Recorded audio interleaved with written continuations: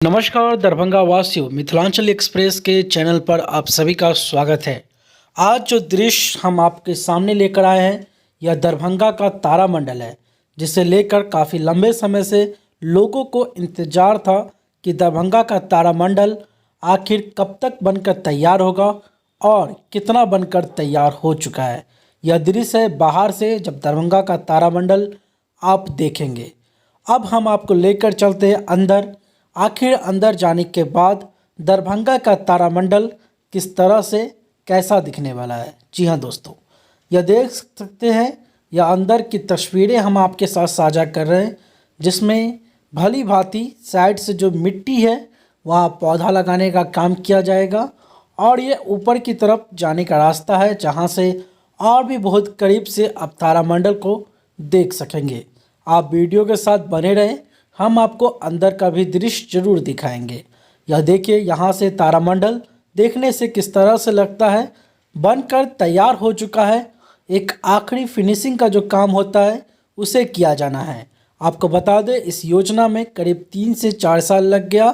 कारण है कोरोना के टाइम काम रुक चुका था, नहीं तो यह सौगात 2022 में मिल सकता था, लेकिन फिर भी 3 से 4 साल लंबा समय लगा और काम दिखता भी है, क्योंकि जिस तरह से हम लोग अंदर भी गए, बाहर भी देखे हैं और वर्कर भी यहाँ जो मौजूद थे उन्हें भी किसी तरह से कोई परेशानी नहीं हुआ और उन्होंने कहा है कि बहुत ही अच्छा काम हुआ है। यह बिहार का दूसरा तारामंडल है। आपको बता दें, अन्य जिला के लोग खासकर जो पटना के बहुत ही पास है वह पटना जाकर तारामंडल देखते हैं, लेकिन अब एक उनके पास एक और ऑप्शन आ चुका है, दरभंगा, जो कि दरभंगा आकर तारामंडल का लुत्फ़ उठा सकते हैं। भली भांति आम जनता के लिए यह खोला जाएगा। यह अंदर का दृश्य आप देख सकते हैं, किस तरह से लाइटिंग का काम किया गया है। अभी ये दरवाजे बंद थे, इसीलिए हम अंदर नहीं दिखा सके, नहीं तो अंदर भी आपको दिखाते। बहुत ही जल्द आम जनता भी इस खूबसूरती को अपनी आंखों से देख सकते हैं।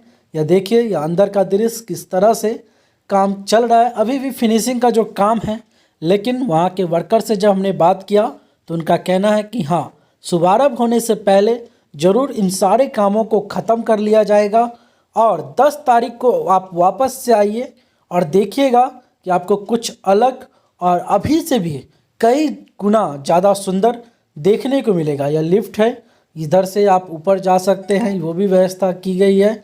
यह बाहर का दृश्य शीशा, ये या जिन्हें लिफ्ट में जाने में डर लगता है उन्हें सीढ़ी की भी व्यवस्था की गई है। अंदर से दृश्य बहुत ही सुंदर आप देखें। अब वीडियो को शेयर भी करें, अपने दोस्तों यारों को भी दिखाएं और साथ में मिलकर प्रोग्राम बनाएं कि चलना है, देखने जाना है।